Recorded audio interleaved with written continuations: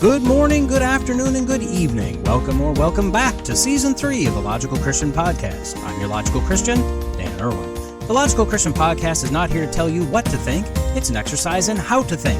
Rather than just accept what we're being told with regard to current events, politics, science, religion, and everything else, we're going to stop the spin, ask questions, dive deep, and look at the world logically.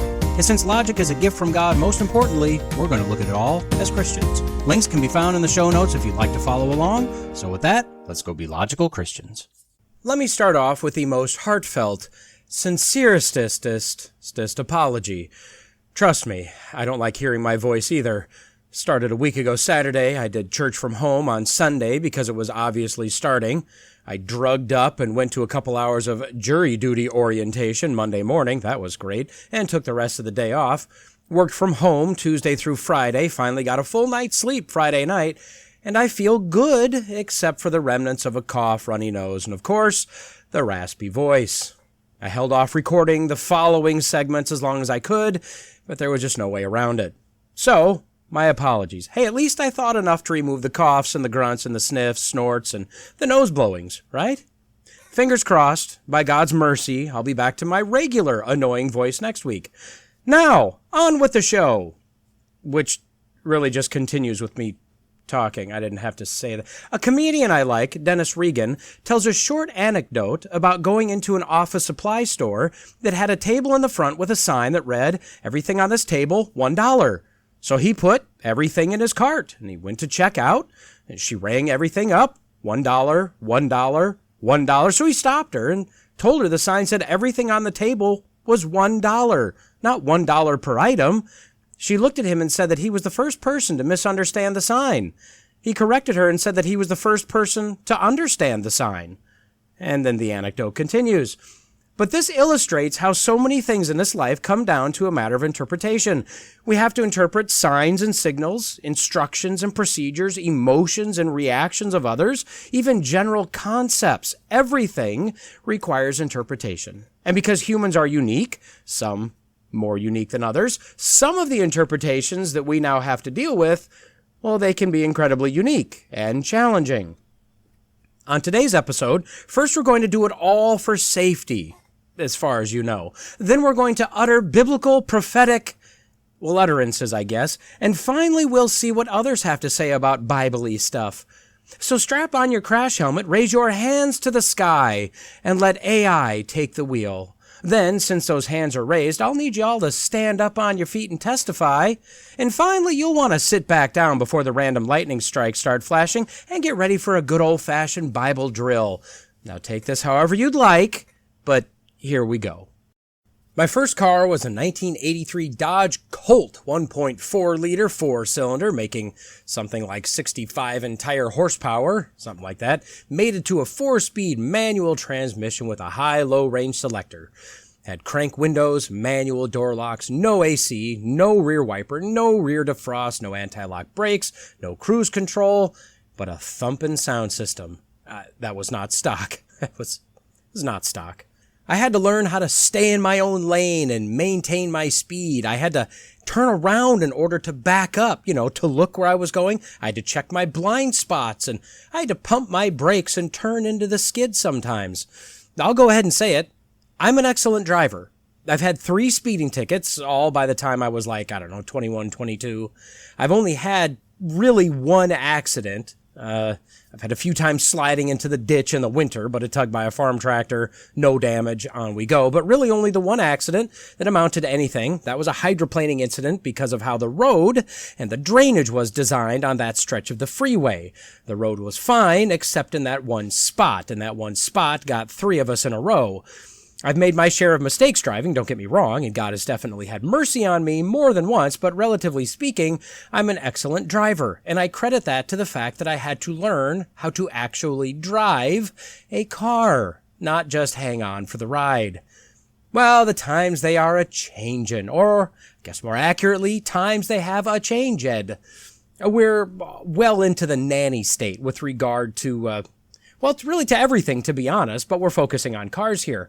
Cars these days, and for decades now, have had something termed ADAS, which stands for Advanced Driver Assistance Systems. There are 6 levels of ADAS, and we're pushing as hard as we can to get to level 5. Little side note, they start at level 0. So at level 0, there's no autonomous anything in your car. You are in control. Cars, for most of their history, have been level 0. My Dodge Colt was a level 0. It had absolutely nothing. Level 1, according to carbuzz.com, is where most cars are right now. Quote, vehicles at level 1 carry ADAS features such as automatic emergency braking and lane keep assist. So as of right now, I've got an early 2000 Chevy truck. It's apparently a level 0. I have a little Saab convertible for the summer because I've always liked Saabs and they're literally worth nothing these days, which makes them easy to afford. That's a level 0. My daily driver, a really new car, I guess would be considered a level 1 because level 2 has partial automation. Quote, the driver is still responsible for maintaining safety, although the vehicle is able to maintain control on straight roads such as highways for brief moments. Yeah. Level 3 has conditional automation. Quote, the vehicle is able to maintain full control under specific conditions, such as freeway driving, and undertake tasks such as normal acceleration, braking, and steering input. Level 4 is considered near total automation. Quote, level 4 allows the vehicle to perform all the automated functions outlined in level 3, along with undertaking functions such as navigating construction zones, avoiding sudden obstacles, and operating turn signals. The driver does not need to interfere, although the vehicle will prompt the driver to control the car if necessary. Some vehicles have been retrofitted with level 4 autonomy and are currently involved in ride-sharing services. And level 5, this is your fully automated vehicle. Quote, the driver is now a passenger, and the car is able to completely control itself without any need for human interference. Currently, no vehicle is capable of level 5 automation. Now, I'll be honest. I don't want level 4 or 5 at all, and I'm pretty iffy on level 3, to be honest. Technically, my everyday driver, I guess, could be considered a level 2, sort of. I mean, it's got radar cruise control, and it has lane assist. It could keep me running straight on straight stretches, but I don't think that's the intent of those systems. According to this article, written in June 2024, they say that Mercedes is the only manufacturer who has a level 3 vehicle. I guess I'm kind of curious about what Tesla is, but I'm not that curious. I'm not going to look it up. It seems like what they're trying to get the bugs worked out of is at least level 4. But what do I know? Nothing. That's what I know. But think about all the automation that comes on cars these days. And a lot of this is standard because the manufacturers they've basically decided that they need to include this stuff, I guess, in order to compete, or in some cases because regulations require it. Here's a partial list of what's being done for us that only 20 years ago, you and I would have done for ourselves. We have blind spot monitoring with cameras or a form of proximity sensor. It gives the driver visual or audio alerts or both. Driver drowsiness or alertness monitoring. This is either evaluating the driving style or driving time, or it uses cameras to determine if the driver is actually awake and alert. For electric vehicles, they make them with audible sounds for pedestrians or cyclists to hear when they're in the vicinity. Now, to me, I'd say that the internal combustion engine did that just fine on its own, but again, what do I know? We have forward collision warnings, radar cruise, and emergency braking. All of these monitor what's going on in front of the car and either warn, adjust the speed, or apply the brakes when needed based on obstacles ahead or based on what the car in front of you is doing. Along the same lines, apparently there are some cars with intersection assistance. Never heard of this one before. This apparently uses radar sensors to determine if there is any cross traffic when you're approaching an intersection and will warn you to stop the car if needed. No more turning my head to the left or the right like a common schmo anymore. There are lane departure systems. They either warn you that you're deviating from your lane through vibration or audible alerts, or it just forces your car back into its own lane if you ignore those warnings. There are parking sensors to either help you park or just to park for you. Tire pressure monitors to let you know when a tire is flat or going flat. Apparently some cars can detect if you're going the wrong way on a road and warn you about that. How about an oldie but a goodie? Anti-lock brakes. Now those are fine. They're good even, unless you're in snow, in which case you turn those off if you can. From experience, on snow or ice, they're virtually useless. There is something to be said for the friction of locked up rubber tires on snow, or in some cases ice. But of course, you need to know how to pump your brakes, and most people have no idea what I'm talking about. Another oldie but goodie, cruise control. And this is a godsend. Now, I don't personally like the radar cruise control for probably 90% of my driving or more, but cruise in itself, oh man, I love it. You just set it at 105 and sit back and ride. It's glorious. We have stability control that helps correct if you've over or understeered. There's traction control, which again, very useful if you're not on ice or snow. Again, friction of the rubber tire actually does something. The tire may be spinning, but there's still some amount of friction there. There's hill descent assistance, mostly seen in trucks, and you have hill start assistance, so you no longer have to figure out how to use that clutch for those daring enough to even drive a manual vehicle. We have not just delay or intermittent wipers, but we have automatic rain sensing wipers. Just leave them in auto. They'll flip on whenever they sense rain, and they'll adjust their timing and their speed based on how heavy the rain is. I hate those things, to be honest. In my experience, they're way too sensitive, and a slight drizzle causes them to go into light speed mode. There's the heads-up display, which projects specific information like speed or GPS directions onto the windshield, so it appears as if it's out in front of you, so you don't have to look down at your gauges and take your eyes off the road.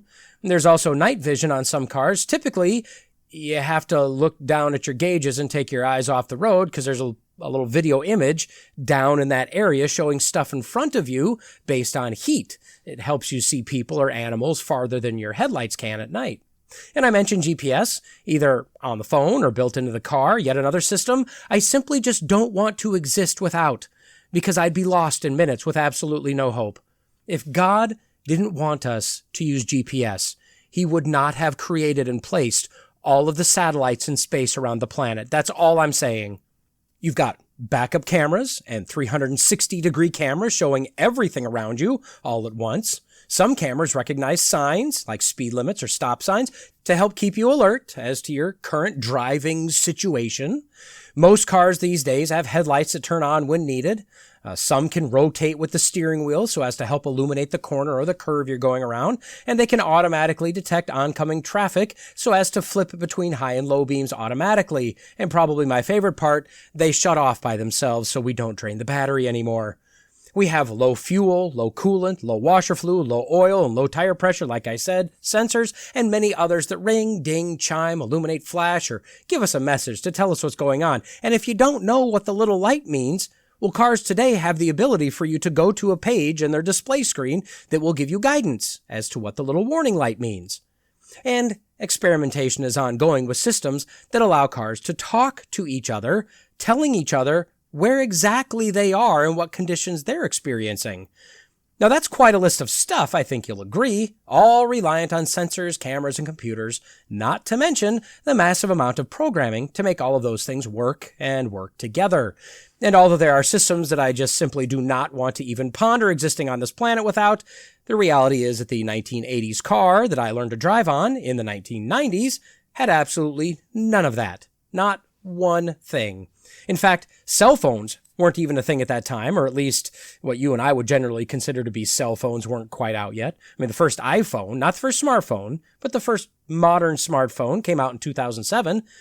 GPS didn't come out until 2000, right? That's when it was made available to the general public.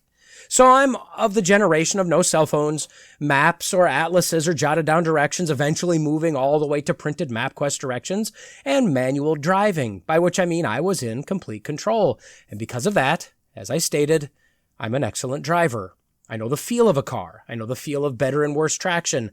I know how to get out of a skid. I know how to look ahead, behind, and all around me. I know how to use my high beams and low. I know how to parallel park, to park in general, and back up, which seems to be a mystery wrapped in an enigma for some of those people that we see out there these days. Although I don't like it, I can maintain my own speed within a reasonable range all by myself through the magic of the foot on pedal interface. The only thing I can't do is figure out where the heck I am or where I'm going. Without GPS, there's literally no way to know. So why do cars have all of this tech added to them? Is it because we, people, just like our gadgets? Well, yeah, probably, somewhat. Is it because manufacturers and regulatory agencies are trying to make things safer? I would agree that's some of it. And as I've stated before, if you use the magic word safety, you can pretty much enforce anything you want, which includes an ever-increasing nanny state, including the microcosm of your very own personal vehicle.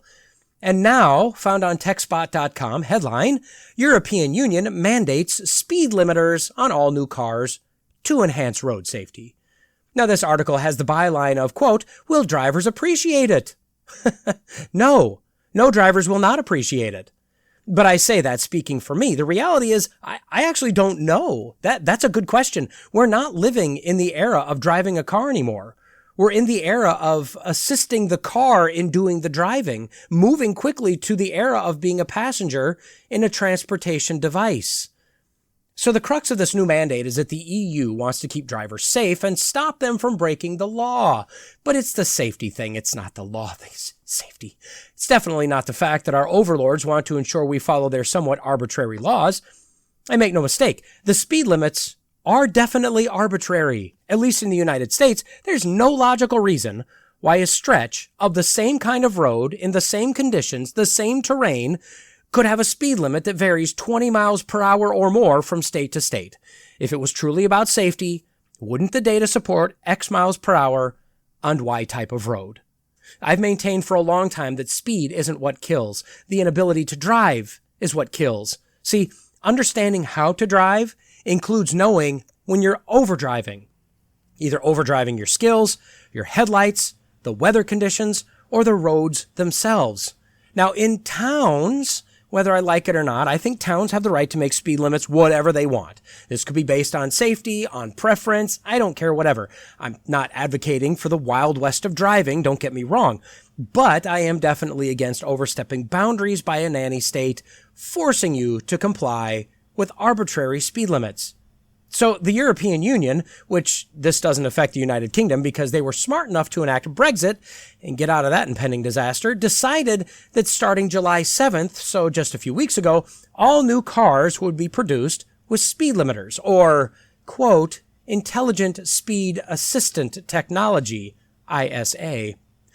This system uses cameras to look for speed limit signs, or absent that, or maybe in addition to that, GPS data regarding speed limits to simply advise drivers of the current limit and give them a stern warning if they're exceeding it using various audio, visual, or haptic cues. Now, these kinds of things are already in place on various vehicles and GPS devices. For instance, Google Maps will ding every time you go above the speed limit, which is why I and pretty much everybody in existence shuts that annoyance off just immediately. Look, I know I'm exceeding the speed limit. Thank you very much. If I need your input, I'll let you know. Now, where do I turn? The difference with ISA is that you can't just turn it off permanently. It resets itself every time you restart the car. And let me tell you, that is one of the biggest annoyances ever. I know that cars with automatic start-stop features, it shuts your engine off every time you come to a stop, restarts it when you want to go again. Those systems can be shut off, but you have to shut them off every time you restart the car. They say it's for gas mileage and that they don't cause any extra wear and tear on the engine. Of course, they are the engineers and the executives. They aren't comprised of mechanics who will absolutely tell you to the last man or woman that yes, the auto start-stop feature absolutely causes the engine to wear faster. My car has radar cruise control, as I mentioned. Turning that off requires me to go 4 levels deep in the menus, and every time I restart the car, I have to go back in and turn it off again. Now tell me, how safe is it to be doing 75 miles per hour, navigating the settings in order to shut the stupid thing off so I can use cruise like a normal person? Anyway, that's what they're doing for this, for now. Just make it more annoying and harder to shut off. People will forget. Eventually, people will just accept it rather than having to shut it off. Or maybe eventually, it just won't be able to be turned off. Now, drivers, so far, they aren't exactly keen on this, saying that the signals are annoying. I mean, that's kind of the point, right? If If you don't want the signals, slow the flip down and do what your governmental elites and overlords command of you. The manufacturers have 4 options they can choose from, and I say just do all 4. Just really annoy people. They can have the accelerator pedal push back on your foot. Now you can push past it, but it'll fight you. They can just reduce the amount of power being commanded by your pedal input. Again, you can overcome that, but you have to give it more throttle for it to override the system.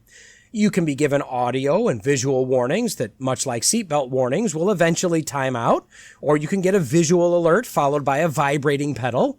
Let me tell you, I'm annoyed, and I'm neither driving nor exceeding the speed limit at this current moment, and I don't even have a car that would do this. Still annoyed, though. Additionally, as part of this super safety mandate, manufacturers are also required to make lane assist and emergency braking standard on their vehicles. Quote, the mandates are being pushed not only as a way of increasing safety, promoting better driving, and helping people avoid speeding fines, but also as a method of driving more economically by using less fuel. Whether drivers see it that way is debatable.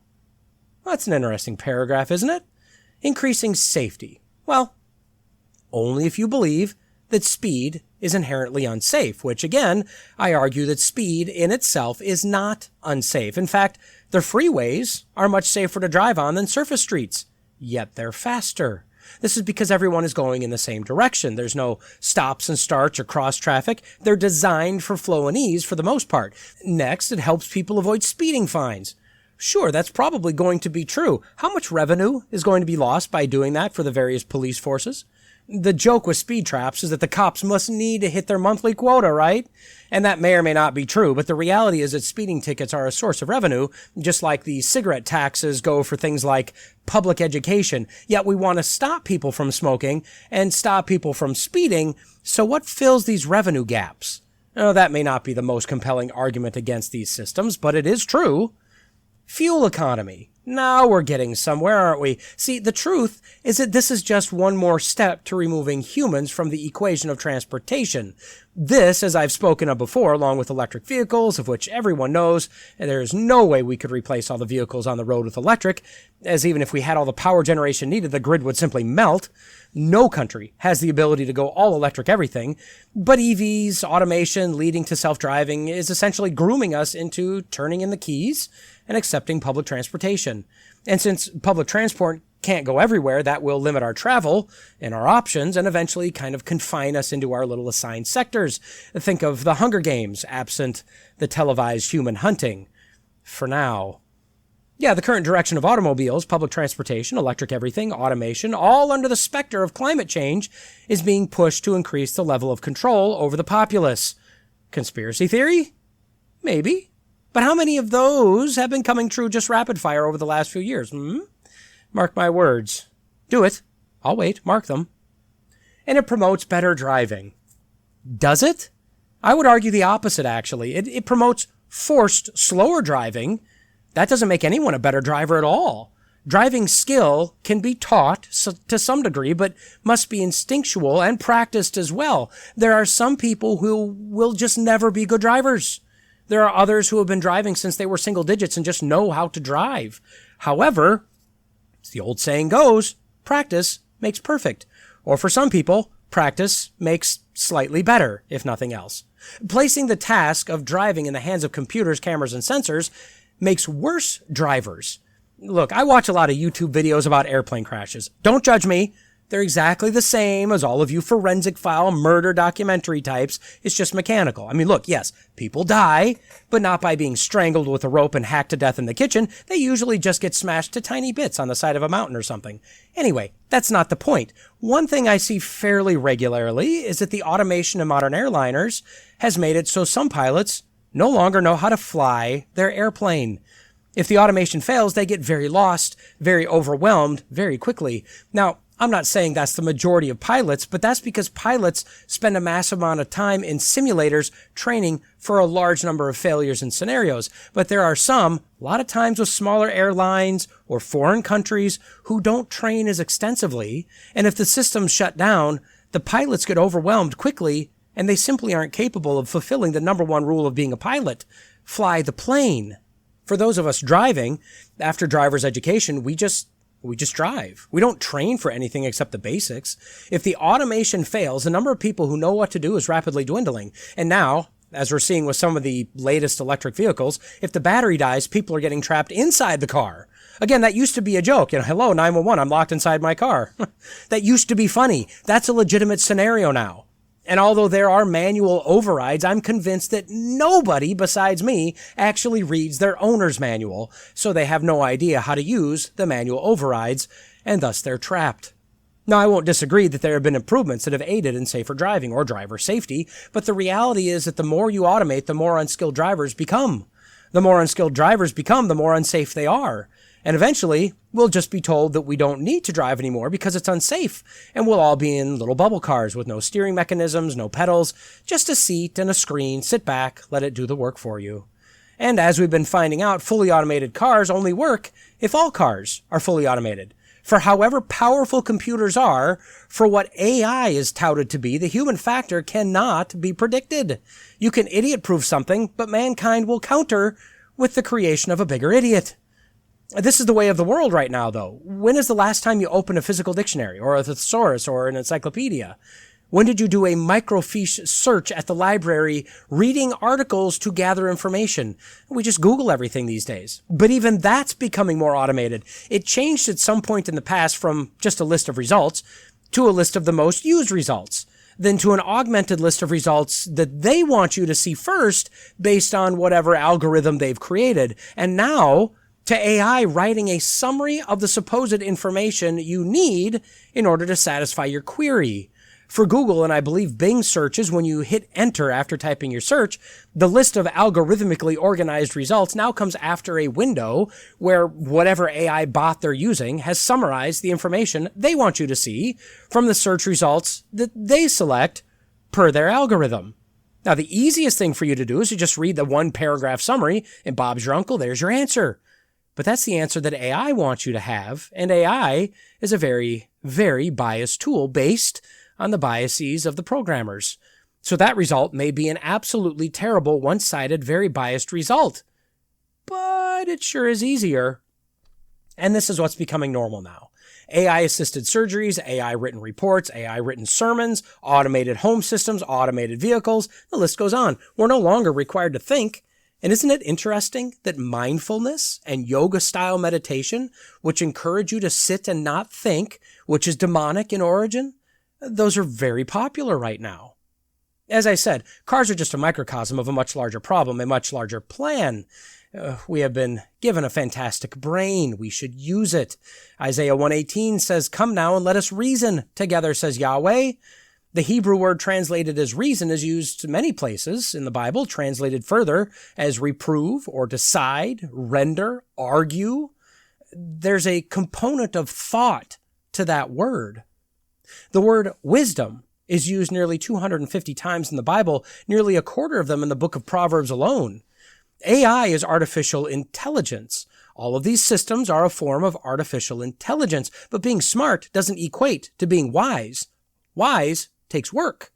Except for Solomon, who was gifted wisdom, and even then, he kept trying to add to his wisdom, admittedly, doing and trying a lot of things he probably shouldn't have done, but he was trying to understand how the world worked. Wisdom takes thought, it takes reason, it takes action. We seem to have moved from a people pursuing wisdom to a people trading wisdom for intelligence to a people now subcontracting intelligence to computers, which leaves us with, well, nothing. All we have left is amusement and leisure and laziness and emptiness. And that seems to be what we're being herded toward, a population of unthinking drones trained to respond to stimuli, and that's all. Now, I, for one, and this may sound crazy, I don't like that. So, look, we could talk about speed limiters. We could discuss if speeding is a sin, etc., etc. I'll let you reason that one out for yourselves. To me, that's not the biggest problem. The removal of the necessity to think, to reason, as Luke says about Jesus, to grow in wisdom and stature, I think that's our bigger issue. Once we remove the ability to reason and think for ourselves, we become highly suggestible and very easily manipulated. And isn't that what we're seeing today in the world of science, in the world of politics, in the world of religion, and yes, even in our cars? Well, I said I wasn't going to talk about the Donald Trump assassination attempt, but I think there's one aspect that we must speak of. It's going to be an in-depth discussion. I think it needs to be had, and that aspect is the fact that the Donald is in fact God's chosen one.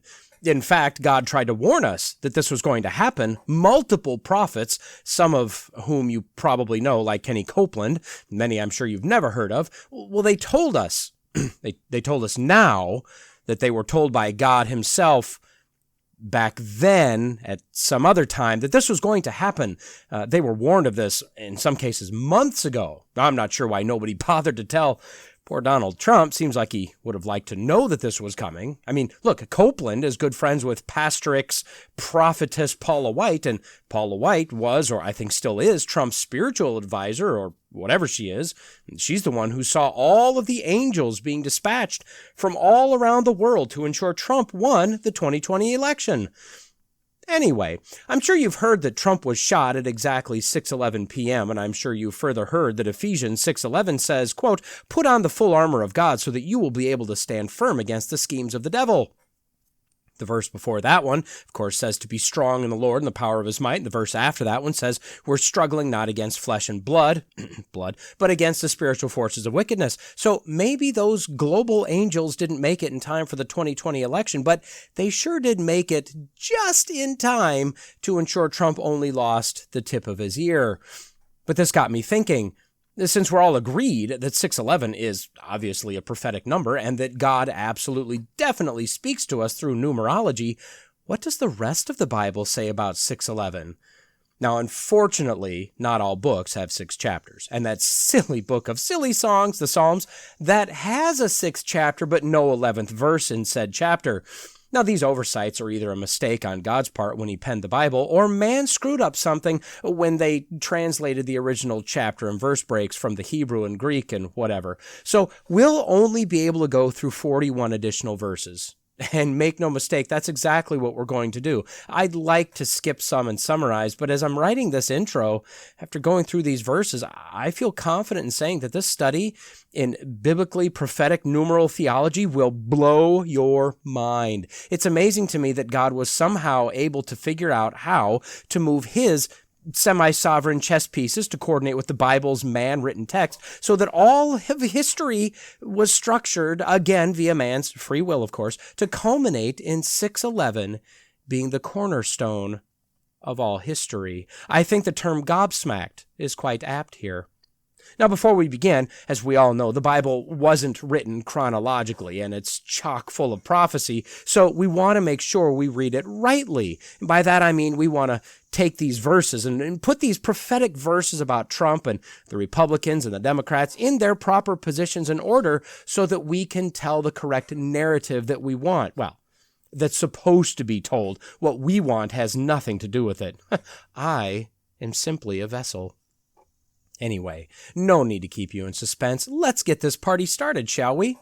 So to begin, we have to go backwards a little bit. A lot has been happening in the spiritual as well as physical world over the last few years, all culminating in both the assassination attempt, clearly spoken about in the Bible, as well as the presidential run, the upcoming victory by the Donald, etc., etc. So that's where we must start, is back.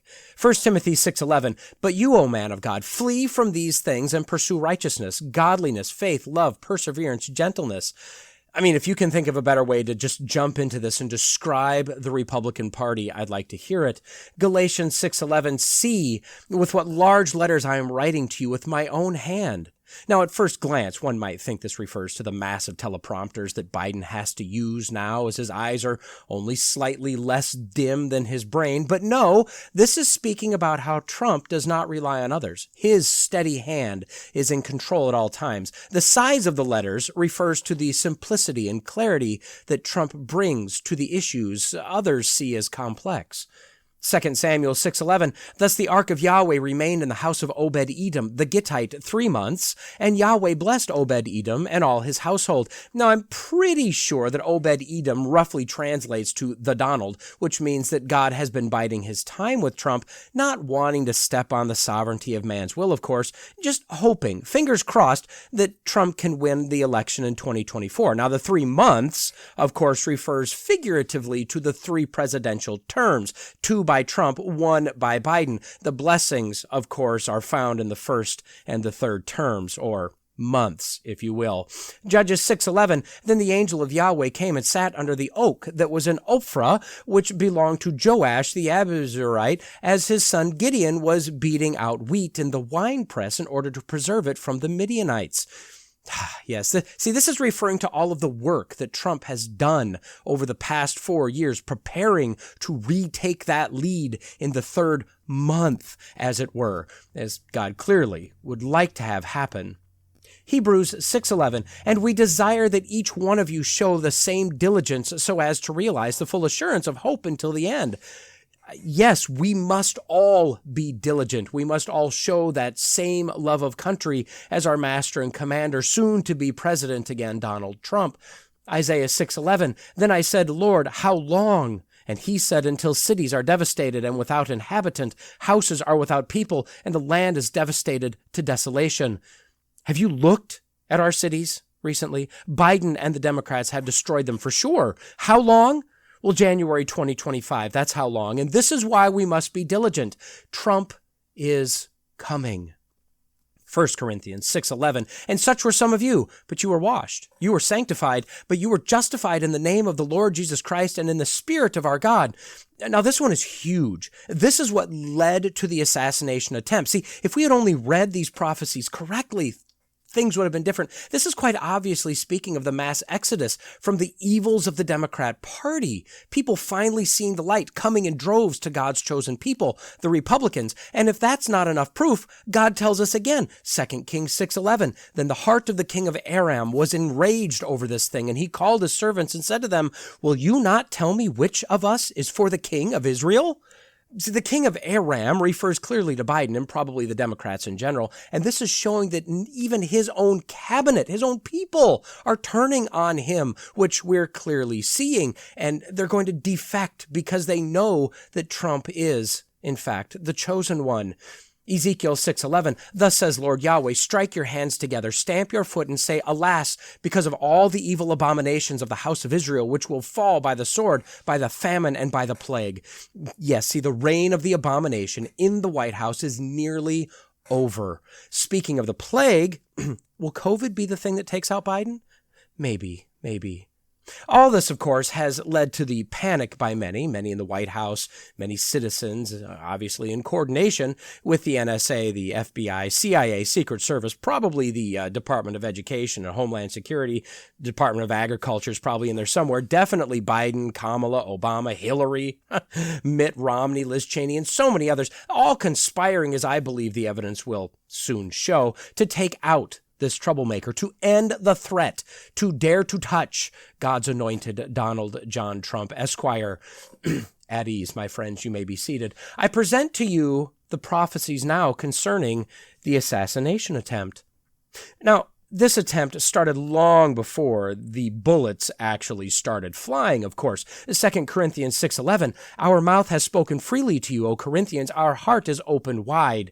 If you've ever seen a Trump rally, a speech, a debate of his, you know that he only speaks from the heart at all times. And this, of course, causes the deep state, very nefarious people to hate him.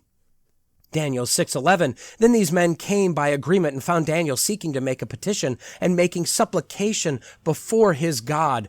This, of course, looks back. Those bad men who Trump vetted and hand-selected for his cabinet during his first term, who were the best of all men, beautiful, wonderful men, who turned out to be the worst men of all time. Luke 6:11, but they themselves were filled with rage and were discussing together what they might do to Jesus. And we all know that if they hated Jesus, they're going to hate Trump. I mean, clearly this is prophetic of whatever plot was being discussed and the resulting plan nearly executed to rid themselves of Donald.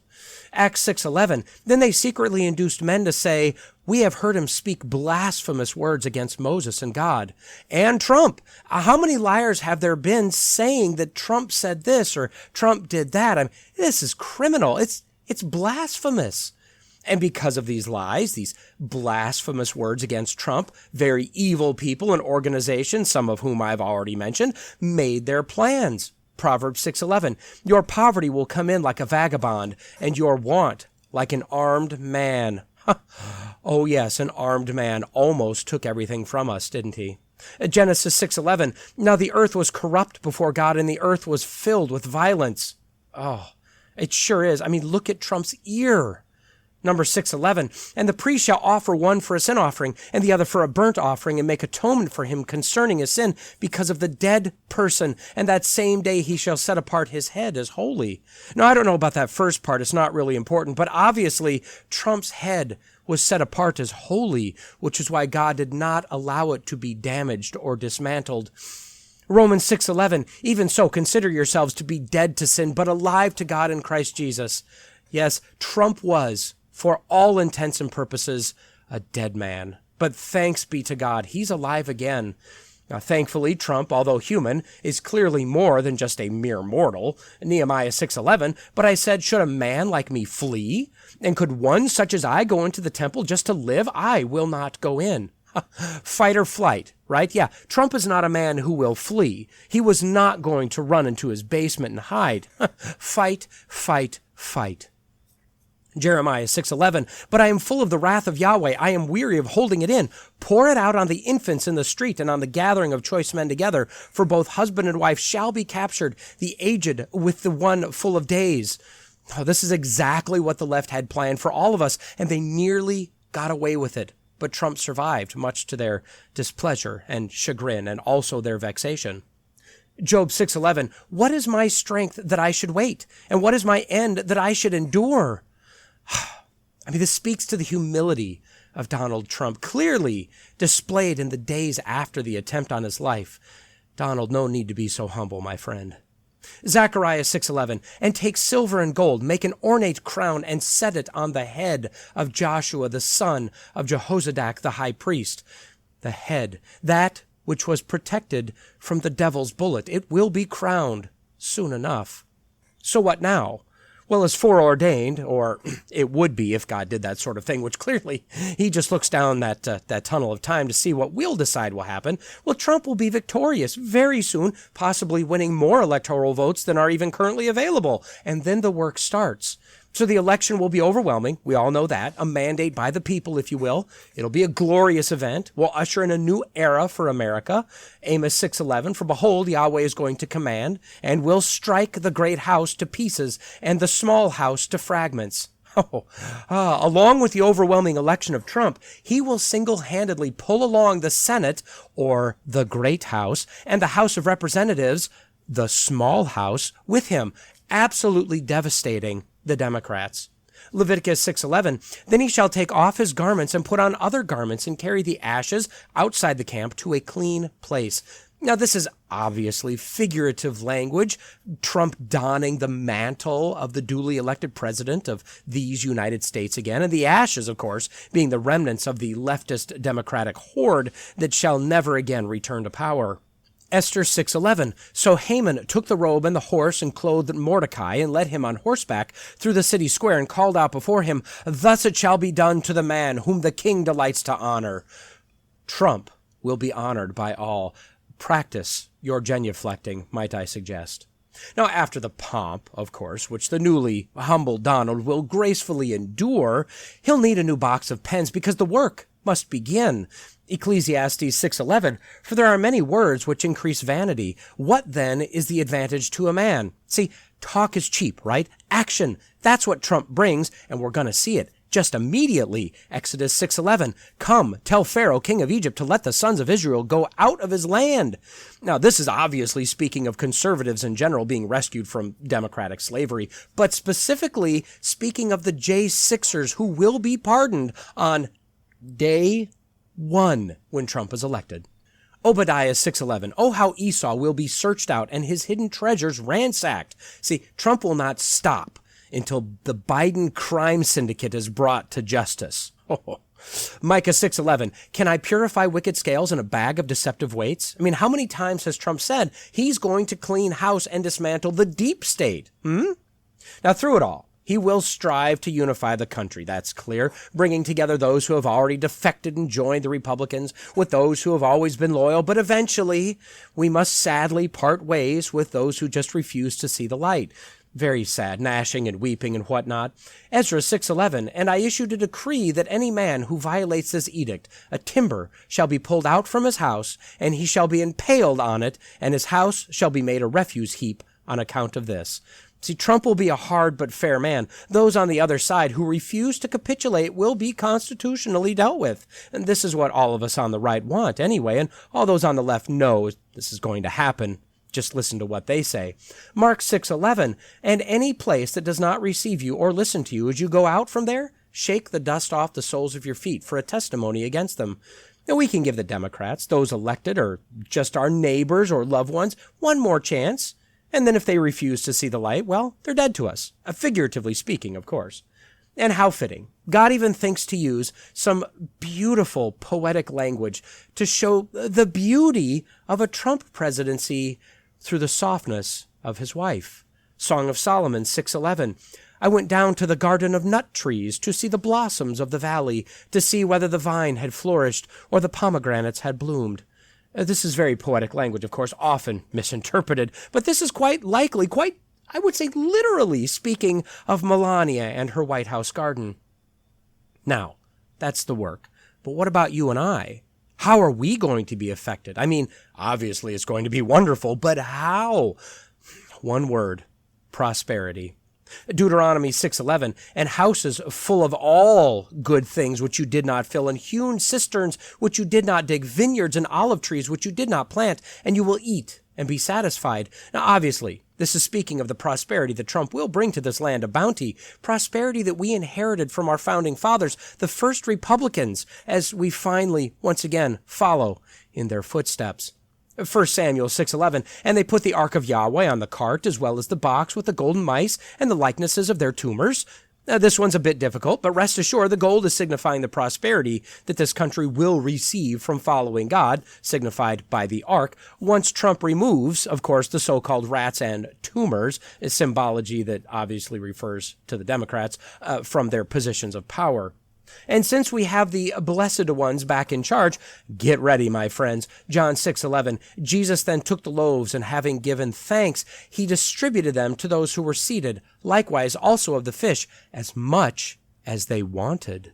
We are soon to be moving into a season of mass prosperity, as much as we want. As much of what, you may ask? Well, anything and everything, my friend. The Bible, of course, represents material prosperity with the filling of our bellies, which is of the utmost importance. Hosea 6:11, also, O Judah, there is a harvest set for you when I restore the fortunes of my people. January 2025, my friends. Get your baskets ready. They will be filled to overflowing. Matthew 6:11, give us this day our daily bread. The price of food right now, have you seen it? It's outrageous. When Trump takes back the reins, our daily bread will once again be affordable. Fill those baskets. And not just prosperity, but our great nation, once again made great, again, with God's anointed in charge, will turn this nation back to God. Again. Joshua 6:11. So he had the ark of Yahweh taken around the city, circling it once. Then they came into the camp and spent the night in the camp. This, of course, is the figurative Christianizing of our nation by our soon-to-be empowered theocratic leader. Don't be surprised if he marches around D.C., or at least around the White House, before camping inside, taking it back. He's going to take it back. 2 Chronicles 6:11, and there I have set the ark in which is the covenant of Yahweh, which he cut with the sons of Israel. This is the covenant that God has cut with America, the new Israel, if you will. And the ark is probably the Resolute Desk or maybe the Constitution. More work to be done on this one to understand it completely. 1 Kings 6:11, and the word of Yahweh came to Solomon saying, and that's where that one ends. Donald, of course, being the modern day Solomon, this is obviously confirming that God is speaking through the wisdom of Donald Trump. This is glorious when you think about it. All we must do is but listen and obey. He, speaking of Trump, of course, will do us no harm. He will only lead us by still pastures and green waters or something like that. And of course, God isn't going to leave us hanging. I mean, Donald Trump can only serve one more term. Although, even if we did get that pesky thing amended to give him unlimited terms, he is mortal. He is older, so he won't live forever. Will he? Well, let's not think about that. Let's work under the assumption that he won't. So what then? What about our future? 1 Chronicles 6:11. And Azariah became the father of Amariah, and Amariah became the father of Ahitub. Look, at first glance, this seems like a simple portion of genealogy, and it is. Yes, that's what it is. But this is also very clearly stating that we will see a Trump dynasty, if you will. I know that some are thinking that J.D. Vance will take over from Trump, or that wacky DeSantis character, but no. It'll be the Donald. Then it'll be Don Jr. And then have you seen how tall Barron has gotten? He's like 6'7" or 6'9" now. Yeah, he'll be taking over after Don Jr.'s second term ends. No, he won't be 35 yet, as the Constitution demands. I'm pretty sure that either Trump or Jr. will get that little technicality corrected before then, though. Revelation 6:11, and a white robe was given to each of them, and it was told to them that they should rest for a little while longer until the number of their fellow slaves and their brothers who were to be killed, even as they had been, would be completed also. Revelation, of course, speaks of some mysterious future time. Clearly, this was John seeing Donald Trump, long since passed on from old age, likely living to at least 120 years old, like we're promised in the book of Genesis, being handed his white robe by God, being told to rest. Don't worry about the rest of the verse. It's mostly filler. And there you have it. The Bible's a wonderful, beautiful tome, especially when read and interpreted correctly. You didn't think I was going to do it, did you? But I did. And if you're still here, why?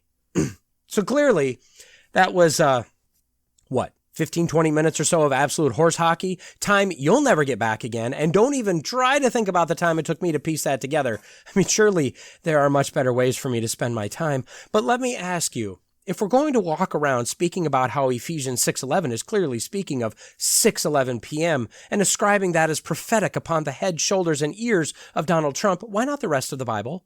Not only are we being fed the absolute farce of numerology, but it's proof texting numerology beyond that. Trump was shot on July 13th? Why didn't any of these prophets proof text something like chapter 7, verse 13? Well, that's what we're going to go through next. No, I'm just kidding. Don't shut me off. I'm not doing that. But really, why wouldn't we, right? I mean, numbers in the Bible do have significance, but only where they do. Not all numbers have all significance for whatever situation you need or want them to. But the world of the so-called modern-day prophets, who are wrong on nearly 100% of their predictions, and all over social media, people aren't giving thanks to God for protecting Trump. They're venerating Trump. That's a big problem. Now, the exercise I just went through is no different than what a lot of charlatans are feeding people today. Some of those people may be some of you. This is why we must be very, very careful about who we listen to. The obvious wolves are obvious, but there are so many who do the same kind of proof texting and divining, and they present it to you every Sunday morning, and they call it a sermon. Now, regarding Trump, he has been turned into the modern-day Messiah. I've seen the Ephesians 6:11 thing on social media more times than I care. I've seen multiple references to blood in different forms being applied to Trump. My favorite, I think, so far is comparing his ear to the head wound that appeared fatal in Revelation. Now, I think the reference that they were attempting to do was to liken Trump to one of the two witnesses who were killed and then came alive again after 3 days. But since they had no idea what they were talking about, they actually likened his ear and this head wound to the mortal head wound that was healed without realizing that that was one of the heads of the dragon. And I don't think that's what they were shooting for. No, I shouldn't say that. That's what they were going for. Look, I've made no bones about the fact I'm not a Trump fan.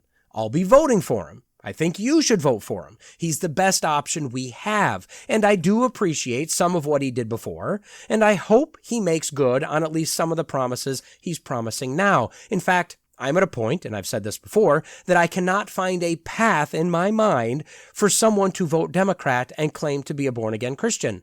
No political affiliation doesn't have a factor in salvation, but your fruit does speak to your salvation. And at this point, in the massively connected world we live in today, there's no excuse for anyone to claim ignorance in what the Democrats believe and to knowingly vote for their platform. I mean, how can you claim salvation and vote for absolute God-hating, seething evil? If someone can help me put those pieces together, I would actually be interested in hearing your theory. The reality is that Trump, in his first term, was in fact God's chosen one. And Biden, right now, is also God's chosen one. And whoever wins in November, be it Trump or Biden, Kamala, Newsom, Whitmer, or Big Mike, he, she, it, or they, are also God's chosen one. Paul tells us in Romans 13, every person is to be in subjection to the governing authorities, for there is no authority except from God, and those which exist have been appointed by God. Now, being someone who believes in the complete sovereignty of God, this isn't even a question to me. Leaders aren't necessarily or always put in place to bless a people, however. Sometimes leaders are put in place for God to use to punish a people who have rejected him. I believe, and I don't think I'll get much pushback on this, that we as a nation are in the midst of being punished by God. But if you look back through our modern history, were we being blessed by God for 4 years under Trump because we had some revival after being punished by God for 8 years under Obama?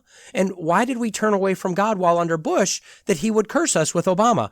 Clearly, we were being blessed after we had a revival of some sort in the second term of Clinton, which is why we were blessed by Bush. And on we go. See, I don't seem to recall great revivals or great fallings away in those 4 to 8 year periods of time. I'd maintain that we've been in a prolonged season of varied levels of judgment by God for quite some time now. I don't know if I'd correlate this to the 10 Commandments or prayer being removed from schools, as some do, or Roe v. Wade being enacted, as others point to, or whatever. I'd say those are simply symptoms or results of a nation that has been in a long process of turning our back on God. So that said, let's say that Trump is elected. Can anyone point to some revival we've had as a nation that should make us believe that God is giving us Trump in order to bless us? Because I don't see it. Maybe we're getting a slight reprieve, as the illustrious DEI-hired press secretary says. Maybe we're getting a little bit of a breathing room. But if you've been paying attention politically, this is the first time that the Republican platform doesn't include a federal abortion ban, or the definition of marriage as one man and one woman only. This is Trump's platform that the RNC has adopted. Are those absences something that God would look at and say, "Ooh, I need to bless them for that"? Eric Trump, just the other day, was interviewed by Savannah Guthrie, no friend of Donald, Eric, or any of the Trumps, or the Republicans. Eric was asked by Savannah, quote, "We're talking about tone. You're talking about your father possibly toning down the rhetoric. The Republican platform, interestingly, has moved to the center on a couple of key issues. For the first time in 40 years, the Republican platform does not call for a federal abortion ban. It no longer defines marriages between one man and one woman. So is this a sign that your father is moving to the center in some ways or in some issues?" And Eric responded, quote, "I think he's always been there on those issues, to tell you the truth, and I think that's reflective of who my father is and what he believes in. And I think that's reflective of my wife, Laura, who runs the RNC, and clearly what she believes in, and I'm proud of the party. I mean, listen, at the end of the day, this country has real holes in the roof, and you've got to fix those holes, and you got to stop worrying about the little, spot on the wall in the basement. You've got to fix those holes, and we've got real immigration problems. We've got fentanyl problems. I can't tell you how many friends, I'm a young guy, I can't tell you how many friends I have who have lost children to fentanyl that's pouring over the border. Our economy isn't great. Everything's more expensive. Inflation is crazy. Gas is crazy. The wars all over the world. We didn't have any wars under my father. And it's just really sad to see what's happened over the last 3 years. And he wants to bring it back. He wants to bring back American greatness. And he will. So the sanctity of life, of unborn children, of image bearers of God, Marriage, as defined by the Bible, those are spots on the wall, or really, they're just a single spot on the basement wall. The real problems are the economy and inflation and drugs and immigration and wars. Really? You sure about that, Eric? Now, I'll give him credit, though. Those spots, or that spot, they are in the basement, or more accurately, the foundation of the house. Those other things are absolutely holes in the roof. And let's be honest, if your foundation is crumbling, the house is caving in on itself, does it really matter if you patch the roof? And what's more disturbing, and if you care to look at Donald Trump's historical views, I believe Eric is absolutely right. Trump has always kind of been there. He's always been pro-abortion, only recently changing to being more of a reasonable abortion guy. He's never been an abortion abolitionist. And he was the first president to be openly pro-LGBTQIA2+ from the moment he took office. Obama, well, he worked his way into it. He at least started by stating that he believed marriage was between one man and one woman when he took office, eventually, of course, changing his tune when it became acceptable to say what he really believed. Trump just was and is fine with whatever. So let me ask you, if Trump is elected, is this what God is blessing us for? Okay, so what's the point I'm trying to make? Believe it or not, I'm not Trump bashing. There are definite things I like about Trump. I plan on voting for him. I pray that he'll win. I have moderately big hopes for what he might do, and I'm not trying to make anyone angry, although I no doubt have done so. What I'm trying to bring to light is that Trump derangement syndrome works both ways. The left is absolutely insane with rage against what they believe Trump might do, or what the media tells them Trump stands for, and that's, of course, regardless of the truth. But those on the right have all but deified Trump at this point. He's been declared the savior of the nation and the world, and we're being told by more and more of these so-called pastors, apostles, and prophets that Trump is God's chosen vessel to bring blessings and prosperity to this nation and her people and peace to the world. And if you're in either of those camps, I'm sorry, but you're wrong. Trump, based on his own words, based on the fruits that we are supposed to use to make judgment calls about people, is not a saved individual. I would probably put him in the category of a deist, or maybe, as we say today, spiritual, which really means nothing different than being deist. Or maybe we could just call him an American Christian, someone who believes themselves to be a Christian because they're an American. They generally like Christianity and most of the stuff it says, and they believe Jesus was a good guy. Do I believe that Trump has repented and placed his faith in Jesus? Oh, absolutely not. From his own words during his first presidential run, that he's never asked for forgiveness for anything, to his words and actions ever since, there's absolutely no indication that he's saved. As I said, his main spiritual advisor, who has been that position for well over a decade at least, Paula White, she's nothing but a wolf and a charlatan. She's another prosperity hack, another individual who most likely isn't saved. She can't be, or she wouldn't be doing what she does. Rodney Howard Brown was another advisor. That's a hellbound wolf. If you've ever seen any of his so-called sermon, he's demonic, and that's not hyperbole. Jerry Falwell Jr. was very close to Trump. We know about his massive fall. The point being, Trump wasn't a Christian prior to taking office the first time, and he hasn't had spiritual or faith advisors around him that might challenge him on his quasi-faith. Now maybe this quite literal brush with death, fractions of an inch away from leaving this planet, maybe that changed him. If his convention speech is any indication, he's taken a more humble tone, humility being something that he's never had. But if he doesn't have good spiritual people around him, he's going to be filled with lies, and his salvation state will just lie stagnant. And if anything changed in the few days between the assassination attempt and the convention, he made no moves to modify the accepted platform. He also made no indication in his speech that he's now saved. So look, we need to be in prayer for Donald Trump. Not just that he wins, and I want him to win, but that someone comes alongside him and presents in very clear terms what it means to be saved. That someone can present the gospel to him, and that God has elected him to salvation, opening his eyes, regenerating his heart. We need to be in prayer for this country. Make no mistake, we as a nation are in a period of God's judgment and punishment. There is no question about that. Although the nation has had a political awakening over the last few disastrous years, I don't see any indication that we've had some sort of massive revival in turning back to Christ, which would logically imply that there is no reason that we could point to assume that God is now removing his judgment with the blessing of Trump. Now, God's ways are higher than our ways. I don't want to try to assume the mind of God. His sovereign plan can twist and turn in ways we could never pretend to understand. But from where I stand, I see nothing that even whispers that God is on the cusp of blessing this country. The degeneration of the Republican platform is a microcosm of what's going on in this country. It's a slide into depravity, just at different rates at different times. It's like inflation. If inflation is 13%, it means prices are going higher very fast. If inflation is 3%, the prices are still going higher, just not as fast. What we'd like is for prices to go down. For pretty much our entire history, we've been in a process of moving away from God, just at varying rates. And we're conditioned to feel that when it's not getting bad as fast as with the other guy, that it's actually getting better. But that's not the case. I don't know that that's ever been the case. So, look, be in prayer for Trump, be in prayer for this nation, and be in prayer for yourself and others that you don't fall into this other extreme of Trump derangement, that you don't venerate him, that you don't fall into the all too easy trap of thinking that all we need is for Trump to win, or the Republicans to take the Senate, or to have 12 years of Republicans. Finally, everything will be right. Pray that you don't allow yourself to merge your religion and your politics, because the corruption of the humanist political world will degrade and eventually destroy your religious and faith-based worldview if you're not very careful.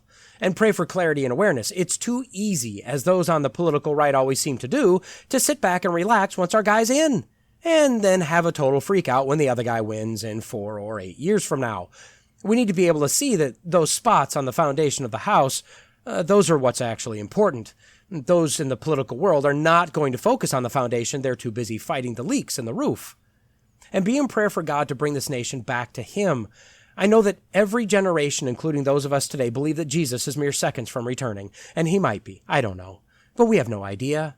I know that Israel becoming a nation is the big sign, but there's absolutely nothing saying that Israel doesn't get fractured and scattered again and come together again and scattered again. The Bible never told us that the first time they come back together as a nation, well, that's it. That's the sign. That's something we've made up and we choose to believe. So we don't know how long we have left before Christ's return. So praying for actual revival of this nation is the correct thing to do, both for the salvation of people individually and for the good that we have done and could do in the future with the might, even today still, of this nation. So, look, vote Trump. He's our best option. And in all cases, always vote. And always vote for the choice who most closely matches our faith. And in the next election, regardless of how much you like the guy that's currently in that position, if the next guy most closely matches our beliefs and does a better job of it, we vote for that guy. And over a handful of cycles, we could have solid, godly men who believe we should run this country the way the founding fathers set the country up. But the only way that could ever happen is if we address the foundation. All of those spots in the basement walls, the hearts, minds, and souls of this nation must be transformed before anything can even reasonably be expected to happen. And thus ends probably the most political segment of the Logical Christian Podcast to date, and probably the last political segment I'll do for a long, long time. #MAGA. Look, I know that we're only off by a week because I had the audacity to take a week off over Independence Day, but it seems like forever since we've looked at this thing, doesn't it? But here we are, lesson number 6 in our look at the Heidelberg Catechism, our deep dive into what we believe and why. Now, I'm not going to review what we've covered in the past episodes. I'll leave that for you to explore if you've missed them. Thus far in our look at the Catechism, we've tackled the introduction and the first 11 questions. These questions moved us through the intro and through part 1, which the Catechism labels as misery. This is our fallen condition. Our position as lost sinners, devoid of hope because of the sin of our federal head Adam, of which we've inherited.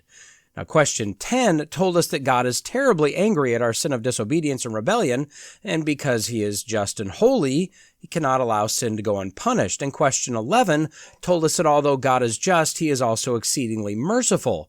And that, of course, leads us into question 12, the first question in part 2, the longest section of the Catechism, which they entitle Deliverance.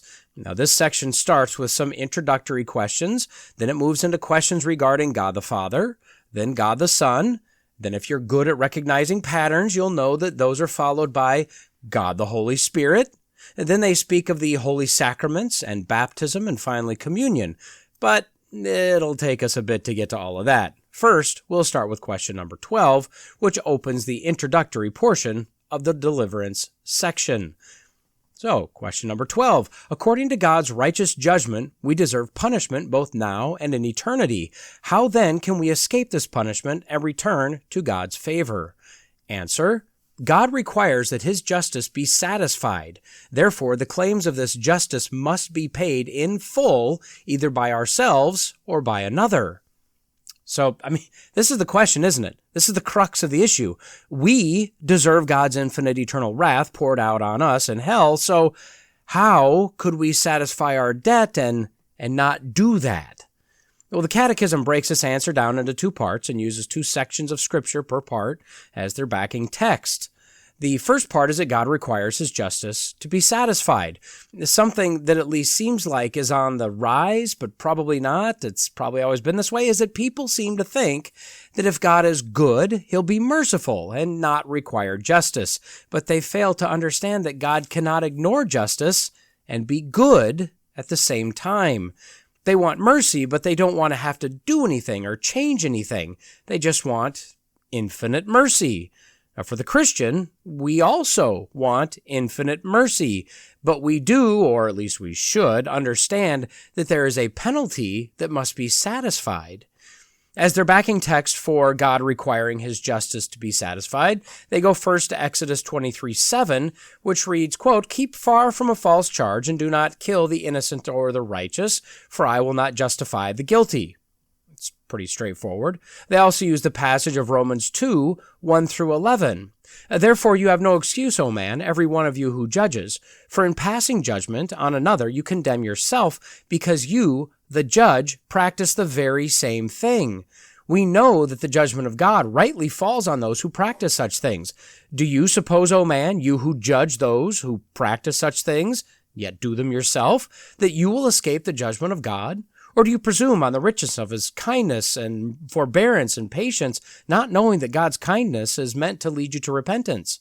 But because of your hard and impenitent heart, you are storing up wrath for yourself on the day of wrath, when God's righteous judgment will be revealed. He will render to each one according to his works. To those who by patience and well-doing seek for glory and honor and immortality, he will give eternal life.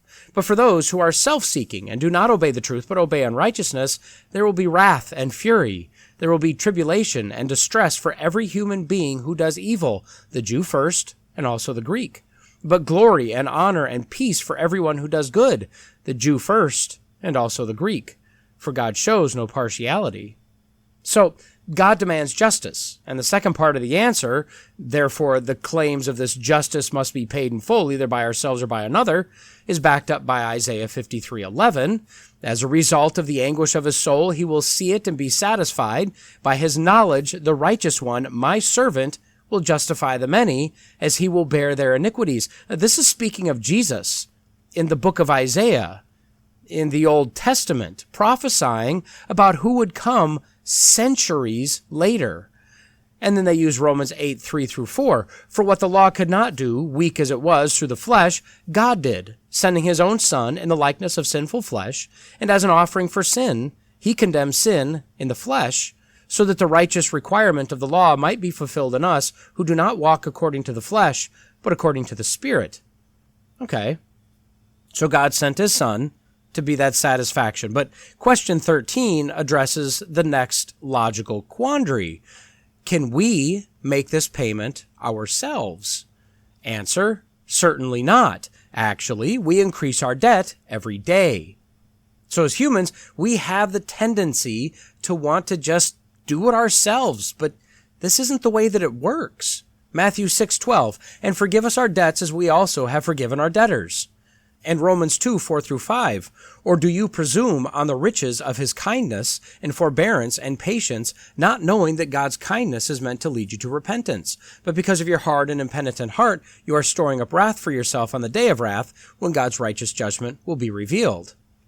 Okay, well, if we can't do it ourselves, the next thing that man seems to struggle with is this idea that God would only make one path. So question 14 asks, can another creature, any at all, pay this debt for us? Answer: no. To begin with, God will not punish any other creature for what a human is guilty of. Furthermore, no mere creature can bear the weight of God's eternal wrath against sin and deliver others from it. Ezekiel 18:4 and 18:20, "Behold, all souls are mine. The soul of the Father as well as the soul of the Son is mine. The soul who sins will die. The soul who sins will die. The Son will not bear the iniquity of the Father, nor will the Father bear the iniquity of the Son. The righteousness of the righteous will be upon himself, and the wickedness of the wicked will be upon himself." Also Hebrews 2:14 through 18. "Therefore, since the children share in flesh and blood, he himself likewise also partook of the same, that through death he might render powerless him who had the power of death, that is, the devil, and might free those who through fear of death were subject to slavery all their lives. For assuredly he does not give help to angels, but he gives help to the seed of Abraham. Therefore he had to be made like his brothers in all things, so that he might become a merciful and faithful high priest in things pertaining to God, to make propitiation for the sins of the people. For since he himself was tempted in that which he has suffered, he is able to come to help those who are tempted." They also use Psalm 49:7 through 9. "Truly no man can redeem his brother. He cannot give to God a ransom for him, for the redemption price for their soul is costly, and it ceases forever, that he should live on eternally, that he should not see corruption." And Psalm 133, "If you should keep iniquities, O Yah, O Lord, who could stand?" Now, the objection to this may involve pointing back to the Old Testament, the countless sacrifices and offerings made to God by the Israelites. Didn't this save them? Didn't this remove their sins? And the answer is no. This was a covering. This was a system that was designed to become untenable, to show the futility in man trying to stay clean, to point to the one who could and would remove sin based on who he is, not based on works that we do. Now this, of course, begs the question then, number 15, what kind of mediator and deliverer should we look for then? Answer: one who is a true and righteous human, yet more powerful than all creatures, that is, one who is also true God. Now the Catechism breaks this answer into three parts. First, we need one who is truly human. Romans 1:3, concerning his Son, who is born of the seed of David according to the flesh. 1 Corinthians 15:21, for since by a man came death, by a man also came the resurrection of the dead. And Hebrews 2:17, therefore he had to be made like his brothers in all things, so that he might become a merciful and faithful high priest in things pertaining to God, to make propitiation for the sins of the people. Additionally, we need someone who is righteous, a human who is righteous. Isaiah 53:9, so his grave was assigned with wicked men, yet he was with a rich man in his death, because he had done no violence, nor was there any deceit in his mouth. 2 Corinthians 5:21, he made him who knew no sin to be sin on our behalf, so that we might become the righteousness of God in him. And Hebrews 7:26, for it was fitting for us to have such a high priest, holy, innocent, undefiled, separated from sinners, and exalted above the heavens. And then finally, we need someone more powerful than all creatures, one who, along with being truly human, is truly God. Isaiah 7:14, therefore the Lord himself will give you a sign. Behold, the virgin will be with child and bear a son, and she will call his name Emmanuel. Isaiah 9:6, for a child will be born to us, a son will be given to us, and the government will rest on his shoulders, and his name will be called Wonderful Counselor, Mighty God, Eternal Father, Prince of Peace. Jeremiah 23:6, in his days Judah will be saved, and Israel will live in safety, and this is the name by which he shall be called, the Lord is our righteousness. And John 1:1, in the beginning was the Word, and the Word was with God, and the Word was God. So the mediator, he must be truly man, truly God, which begs the next two questions in the Catechism. First, question 16, why must the mediator be a true and righteous human? Answer, God's justice demands that human nature, which has sinned, must pay for sin, but a sinful human could never pay for others. So this is broken down into two sections. First, God's justice demands that human nature, which has sinned, must pay for sin. So Romans 5:12 and Romans 5:15 say, therefore, just as through one man sin entered into the world, and death through sin, and so death spread to all men because all sinned. But the gracious gift is not like the transgression. For if by the transgression of the one the many died, much more did the grace of God and the gift by the grace of the one man Jesus Christ abound to the many.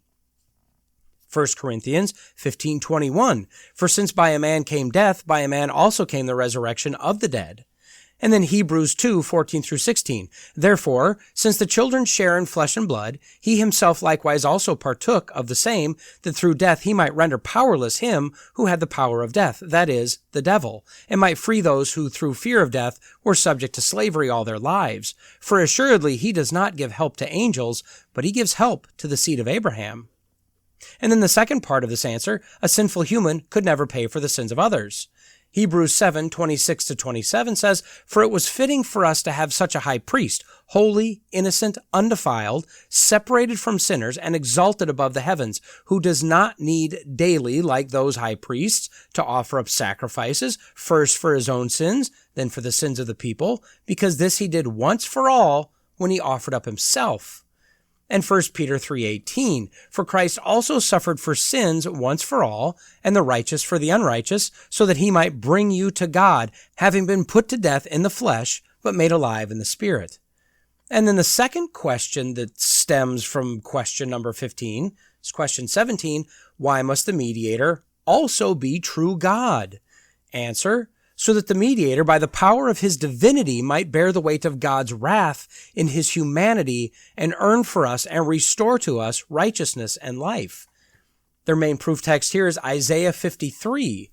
Who has believed our report? And to whom has the arm of Yahweh been revealed? For he grew up before him like a tender shoot and like a root out of parched ground. He has no stately form or majesty that we should look upon him, nor appearance that we should desire him. He was despised and forsaken of men, a man of sorrows and acquainted with grief, and like one from whom men hid their face he was despised, and we did not esteem him. Surely our griefs he himself bore, and our sorrows he carried, yet we ourselves esteemed him stricken, smitten of God, and afflicted. But he was pierced through for our transgressions. He was crushed for our iniquities. The chastening for our peace fell upon him, and by his wounds we are healed. All of us, like sheep, have gone astray. Each of us has turned to his own way, but Yahweh has caused the iniquity of us all to fall on him.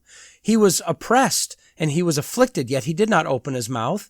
Like a lamb that is led to slaughter, and like a sheep that is silent before its shearers, so he did not open his mouth. By oppression and judgment he was taken away. And as for his generation, who considered that he was cut off out of the land of the living, that for the transgression of my people striking was due to him? So his grave was assigned with wicked men, yet he was with a rich man in his death, because he had done no violence, nor was there any deceit in his mouth. But Yahweh was pleased to crush him, putting him to grief. If you would place his soul as a guilt offering, he will see his seed. He will prolong his days, and the good pleasure of Yahweh will succeed in his hand. As a result of the anguish of his soul, he will see it and be satisfied. By his knowledge, the righteous one, my servant, will justify the many, as he will bear their iniquities. Therefore I will divide for him a portion with the many, and he will divide the spoil with the strong, because he poured out his soul to death, and was numbered with the transgressors, yet he himself bore the sin of many, and interceded for the transgressors. They also look to John 3:16, for God so loved the world, that he gave his only begotten Son, that whoever believes in him shall not perish, but have eternal life. And they look at 2 Corinthians 5:21. He made him who knew no sin to be sin on our behalf, so that we might become the righteousness of God in him. And that's where we're going to stop for this lesson, number 6, in the Heidelberg Catechism. We've learned that because God is righteous and just, he demands payment for our sins. And that payment is punishment now and in eternity. It must be paid by someone, but that someone can't be ourselves, and it can't be anyone or anything else. The only being able to pay the price for our sins, to take the punishment we deserve, is one who is both fully human, a sinless, righteous human, and one who is fully God. Now, my guess for most of you listening is that this hasn't really covered any new ground. You may even think that we, or the Catechism itself, spent way too much time on a very simple concept. But let me assure you, this concept is not simple, nor is it simple to the unsaved world. We're talking about a being who is both fully man and fully God, both existing in the same body at the same time. That's not a simple concept. In fact, this idea to the world is not only nonsensical and fanciful, but the idea that we aren't allowed to be involved with the payment for our own wrongdoing grates against man's sense of self-reliance and independence. The Catechism goes through this concept slowly and deliberately because first, just as with the gospel, even those of us who are saved, we need to be reminded of what we believe on a regular basis, or it becomes stale and the miraculous fades into the routine. Secondly, the unsaved will generally need additional time, additional instruction to grasp the importance of some of these concepts. And we, those who are saved, must be able to at least back up what we're telling them without running to what has become an oft-used crutch of God did it or the Bible says it. Although those may be true, the Holy Spirit has given us more than just those phrases, and we should be in the practice of using what has been provided to us to witness to the lost. Those who are unsaved generally require more than, I'm a pepper, he's a pepper, she's a pepper, we're a pepper, wouldn't you like to be a pepper too?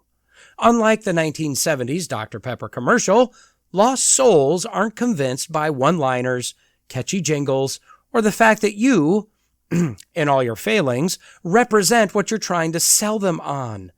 The Holy Spirit does the saving, but we've been given the opportunity to share the truth. We should know the truth, and we should strive to know the truth better and better every day. Okay, so with that, let me encourage you, as I do every time, that until we meet again, go forth and strive to know what you believe and why. And with that, sadly, we've reached the end of yet another episode of the Logical Christian Podcast. I feel we've bonded as we've laughed and cried and twisted our faces in incredulity.